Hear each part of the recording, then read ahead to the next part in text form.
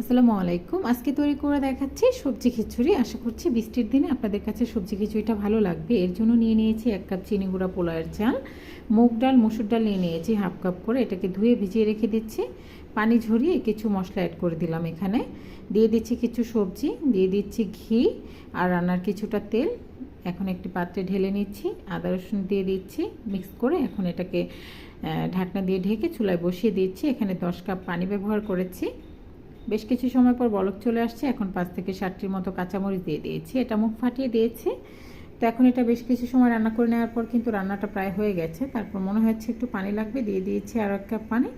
এখন হয়ে গেছে। ধনিয়া পাতা কুচি দিয়ে সাথে সাথে নামিয়ে নিয়েছি, যাতে ধনিয়া পাতার স্ট্রং ফ্লেভারটা পাওয়া যায়। এখন পেঁয়াজ কুচি আর একটি তেজপাতা দিয়ে এটাকে একটু বাগা দিয়ে নিচ্ছি, যাতে করে এটা ঘ্রাণ আরও বের হয়, খেতে খুবই মজা লাগবে, এর জন্য দিয়ে দিয়েছি। আর এখন এটা হয়ে গেছে।